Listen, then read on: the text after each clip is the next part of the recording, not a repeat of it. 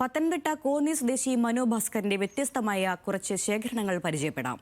Cinema എന്ന ലഹരിയുടെ പിന്നാലെ സഞ്ചരിച്ച മനു സൂക്ഷിച്ച അമൂല്യങ്ങളായ വസ്തുക്കളാണിവ.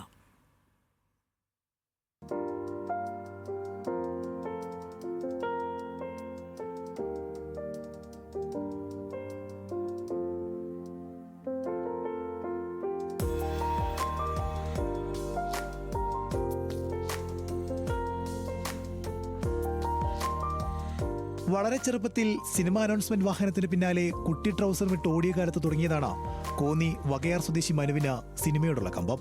അന്ന് പെറുക്കിക്കൂട്ടിയ സിനിമാ പോസ്റ്ററുകൾ ഇപ്പോഴും സൂക്ഷിച്ചിട്ടുണ്ട്. സിനിമാ പോസ്റ്ററുകൾ, നോട്ടീസുകൾ, ഫലകങ്ങൾ തുടങ്ങി സിനിമയുമായി ബന്ധപ്പെട്ടവയെല്ലാം ഇവിടെയുണ്ട്.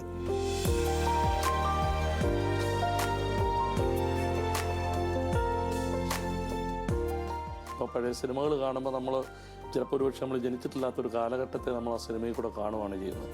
അപ്പം അങ്ങനെ സിനിമകളും അനുബന്ധമായിട്ടുള്ള എല്ലാ മെറ്റീരിയൽസും കളക്ട് ചെയ്യുക എന്നുള്ള ഒരു വലിയൊരു ആഗ്രഹത്തിൽ നിന്നാണ് ഇങ്ങനത്തെ ആർക്കൈവ്സ് എന്നുള്ളൊരു ഇതിലേക്ക് നമ്മൾ എത്തുന്നത്. 1950 മുതലുള്ള തിരക്കഥകളും ചലച്ചിത്ര ഗാനപുസ്തകങ്ങളും സിനിമാ പ്രസിദ്ധീകരണങ്ങളുമെല്ലാം അമൂല്യനിധി പോലെ സൂക്ഷിച്ചു വെക്കുന്നു.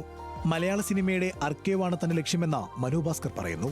എന്തെങ്കിലും റെഫറൻസ് മീൻസ് നമുക്ക് അതിൻ്റെ സിനിമകളുടെ അഡ്വർടൈസ്മെൻറ്റ് ലെറ്റർ ഫോണ്ട് എടുക്കണം, അല്ലെങ്കിൽ പ്രദർശിപ്പിച്ച തിയേറ്ററുകൾ, പ്രദർശിപ്പിച്ച കാലഘട്ടം, ഇതിനെക്കുറിച്ചൊക്കെ കൃത്യമായിട്ടുള്ളൊരു ധാരണ കിട്ടുന്നതിന് ഇങ്ങനെയുള്ള പത്രപരസ്യങ്ങൾ ഒരുപാട് ഹെൽപ്പ് ചെയ്യുന്നുണ്ട്. താൻ സംവിധാനം ചെയ്ത മീനമാസത്തിലെ സൂര്യന്റെ കാസറ്റിനു വേണ്ടി സംവിധായകൻ ലെനിൻ രാജേന്ദ്രൻ ഓടിയെത്തിയത് മനുവിന്റെ അടുത്തേക്കാണ്.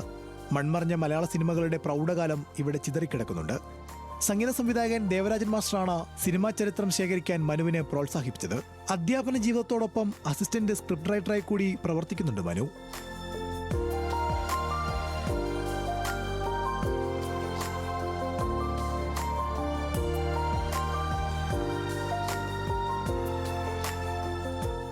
ന്യൂസ് മലയാളം, പത്തനംതിട്ട.